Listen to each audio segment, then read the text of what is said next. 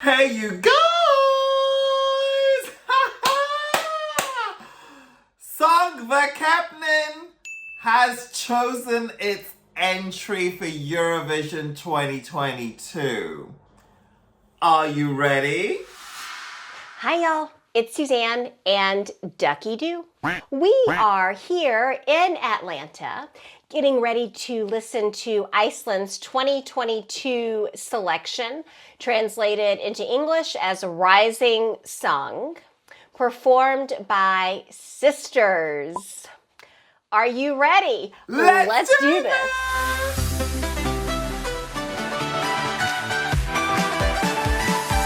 Before I hit play, I want to share that I have read through the lyrics. It was hard to find lyrics on this particular song, and boy, it's a very melancholy song. I haven't listened yet, so I'm now about to hit play, but just the lyrics seem very melancholy. Pounding waves on quiet souls, heavy pain outlined by wounds of sorrow. Now she's taking off, racing. She's bound for glory. Finally, she will find eternal peace. In dark of winter, the sun is rising, melting of the frozen heart so warm. So it seems to have sort of a happy ending there, but the sun is rising. As crazy as it sounds, I keep going to Latvia and Samantha, Tina, and the blood moon is rising. I just can't get that out of my head. The blood moon is rising. I just hear Devin looking at me every day, multiple times, and saying, "Darling, is your blood moon rising?" I mean, he and William drove me crazy with that last year. It was Suzanne, really quite... is your blood moon rising? My blood moon is rising. Girl, Can you see we need me? lighting. No, we don't see anything. We don't see anything. Let me see. I'm in bed because, I had to go to the doctor today. William and Devin have rather ruined this song for me. Devin calls me every single day to talk to me. Let me do it now. Suzanne, babe, Suzanne. Yes, Suzanne. Devin, I know. Darling, I know what you want. Is Yes. is your blood moon? Oh, is your blood moon rising? Is your blood moon rising, darling? I can't tell you over the last month how many actual phone calls, voicemails, voice memos, text messages, emails. It's nonstop. And these two are having so much fun with it. And I'm like, y'all, leave me alone. You're ruining the song for me. So is your blood moon rising? No, my blood moon is not rising. The texts and the FaceTimes, it was like, OMG, Devin, leave it alone. But anyway, okay, so enough about last year. Let's move on to this year. And Iceland, performed by Sisters. Okay, so before I hit play, I did look at their photograph, and I love how much they resemble one another, or don't. People always talk about William and I, and some people really think we resemble each other, and some people really don't. But the particular images I was looking at, just their sweet smiles and their wavy hair, which seems a little bit naturally wavy, they look like sisters, and, well, they are.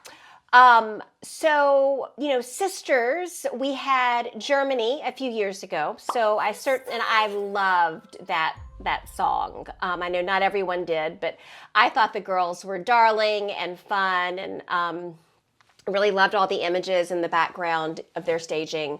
But, last year I had the issue with the cyst on my back, and everyone in our little Wiwibloggs world often references my cyst, C-Y-S-T. They call William and I sisters, C-Y-S-T-E-R-S.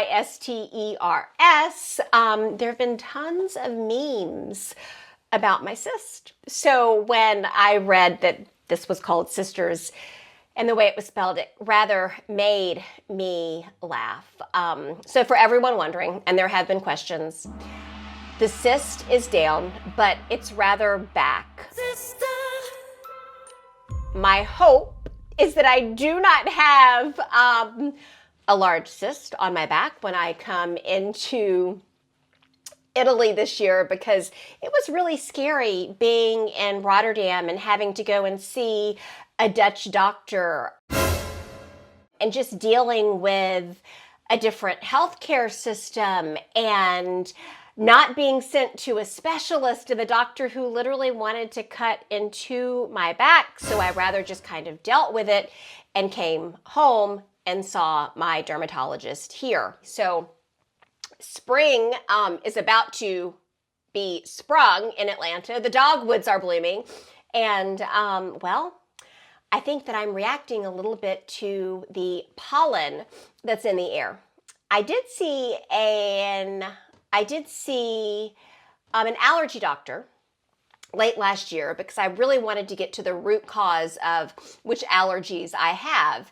And interestingly, I was told that I am only allergic, not to pollen, not to seasonal allergies, but that I am allergic to cats. Can you imagine? No! Cats and cockroaches. And then I had a conversation with multiple people, and it seems that cats and cockroaches, being allergic to them, rather go together. And then I was talking to a friend of mine who asked me if I use Sensodyne toothpaste, and apparently that rather causes allergies, and that can manifest and kind of look like cat and cockroach allergies. Okay, anyway, totally off topic here, right? So let's move on.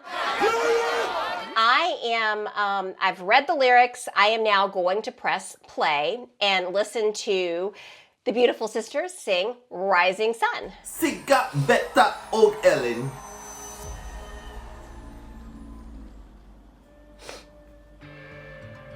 Ooh. Very bluesy, folksy. Beautiful girls. This has kind of a folkish sound to it. And they kind of look like they're dressed maybe in like 70s garb here. It's a family affair, boo. This has a very dreamy jazz quality so far. Ah, those voices, my God. This is a beautiful ballad.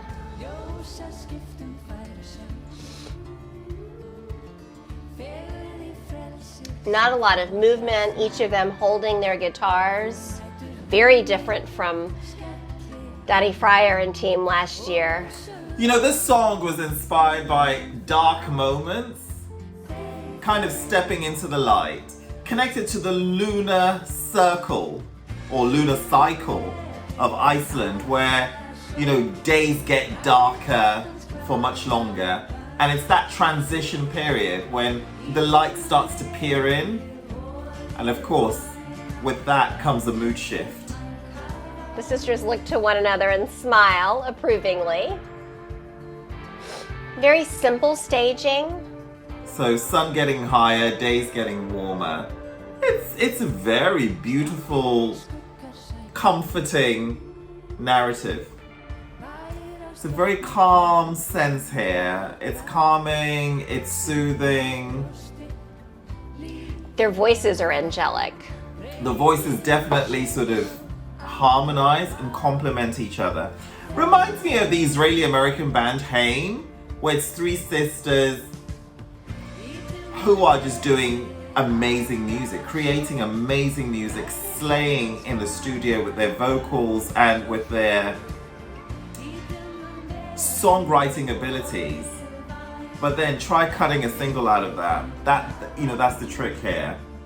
I kind of like that they don't dance as they stand here just in a uniform line, clearly very connected. I like the guitar-driven riff as well. I love the way the camera pans in and you see like the three of them in a semicircle, no longer in a line. I mean, in 2014, essentially, the Common Linettes, Eurovision runner-up, they came second. And that was more sleepy than this.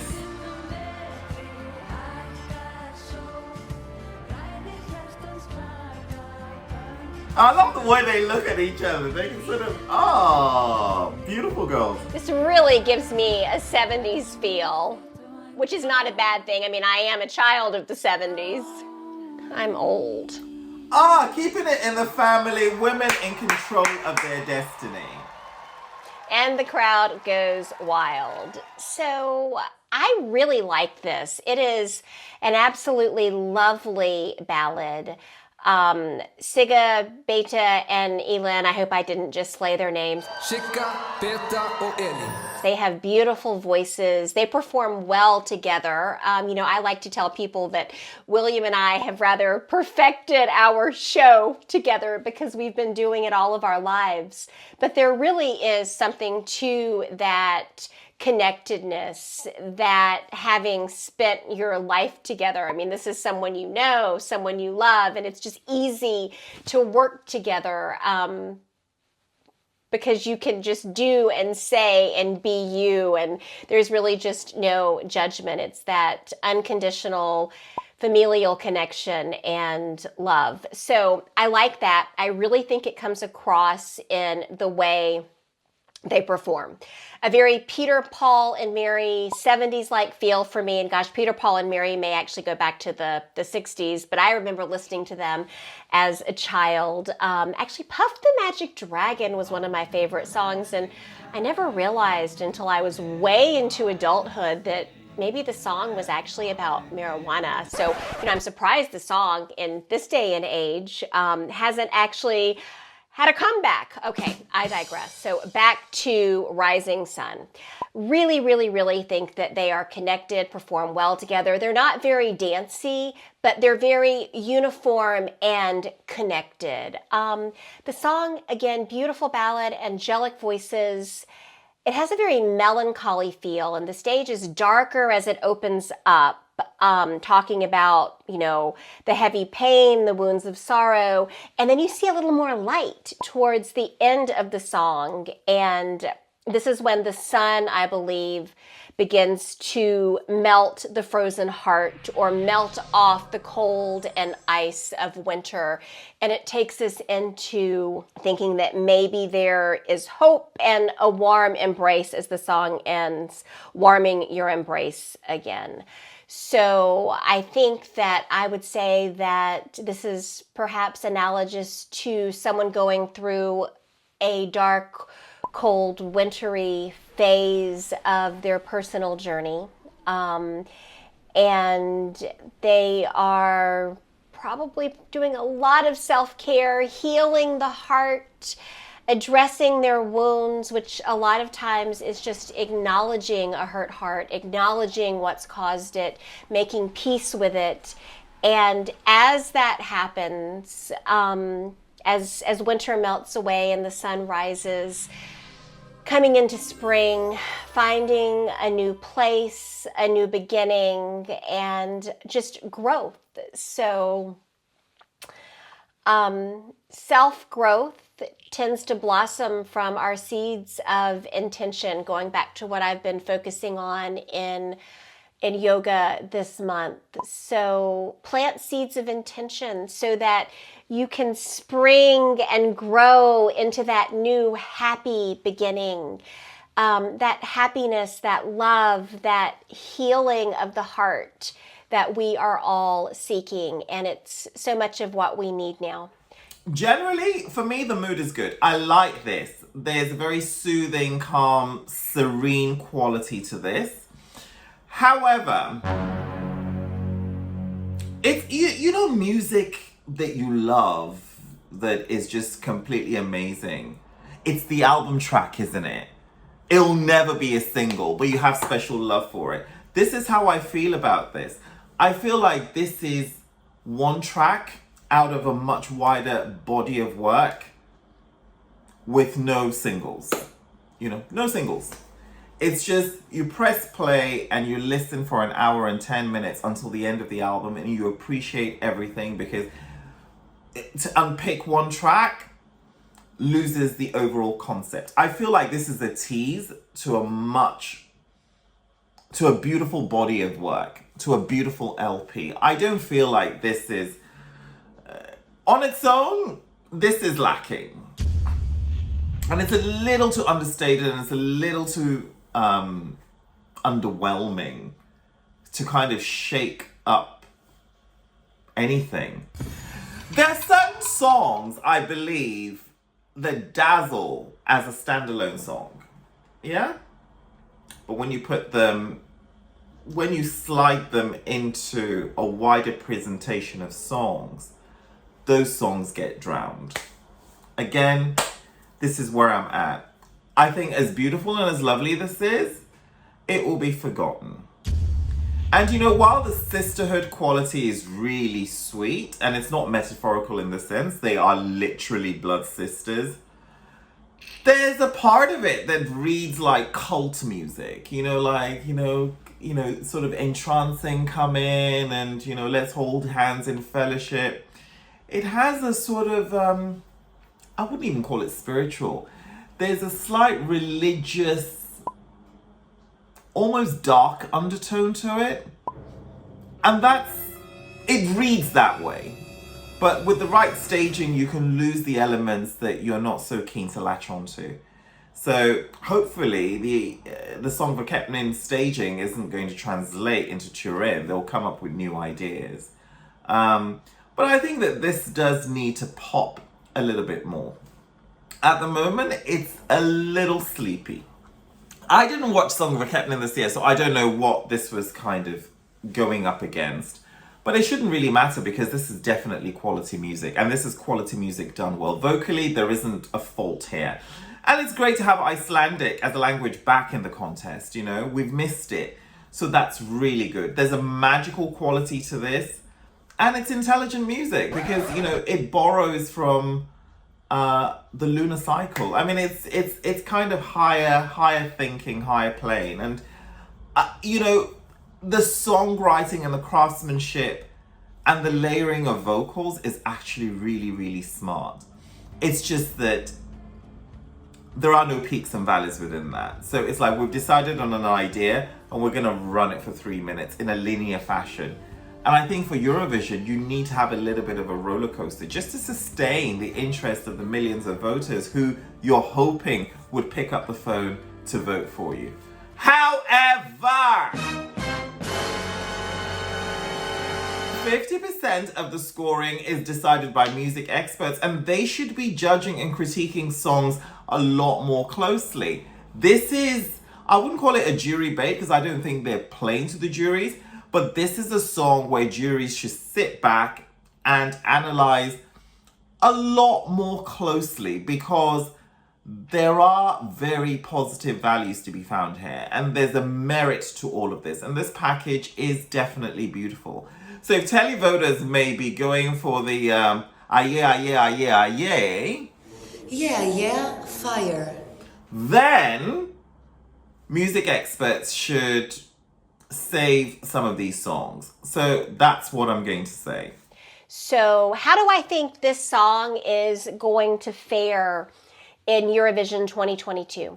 There are a lot of really great songs. I have not yet prepared my video where I rank the songs. I've rather begun looking at that, but haven't gotten there quite yet. For me right now, I'm going to say this is, upper middle, definitely not at the bottom, probably not at the top, but I think that folks are really just going to dig the vibe of Sisters because I do. And I like that it's different from what we've seen in Iceland. Last year we had Daddy Freyr and their fun, crazy 80s song. The year before, let's see, it was Hatchery, and that took us to a real S&M feel. And before that there was sweet Ari Olafsson. So I like how Iceland has really brought us different sorts of acts over the years, and I'm looking forward to meeting the sisters. Love seeing the bond that they share on stage, and didn't do a whole lot of research. Actually couldn't find a lot about this song, but I would love to hear from their perspectives what the song means to them or what message they're trying to deliver, because as you all know, I just really, really, really love dissecting the lyrics and trying to find meaning in the songs. So that's all I've got. Iceland will be showing in semi-final 1 in the second half. Eat Your Salad is in that semi-final. Bulgaria's Intention is in that semi-final. Moldova is in that semi-final. You've got Borderline Switzerland. And you've got Croatia Guilty Pleasure. I'm not going to write Iceland off just yet. I think there's a chance here. I think there's a real good chance here. Haim, of course, Israeli-American band who've had amazing success globally. Their last album was a UK #1. Slayage, Slayage, Slayage. I've got all their catalogue. And this package, could not be more similar. And yet different, because it's an Icelandic. So nobody's copying anybody, but they mirror each other, and they mirror each other beautifully. And I think that this could totes succeed. Let us know what you think. Don't forget to like, follow, subscribe, comment, and share. If you're into Pinterest and want to create a board, Debin might be able to help you do that. 3 beautiful girls with a mood board on Pinterest. Are they on Pinterest? That's what I want to know right now.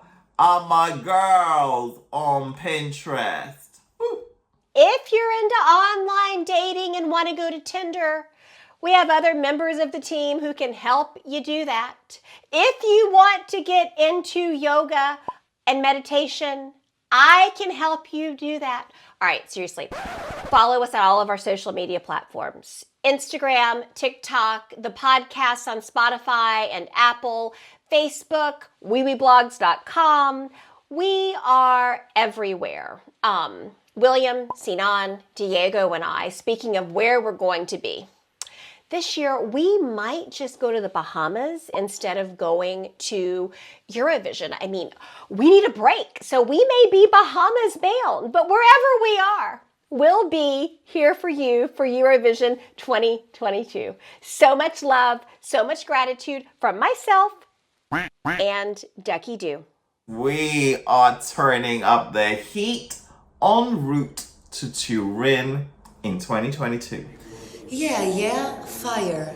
And we will see you later. Bye!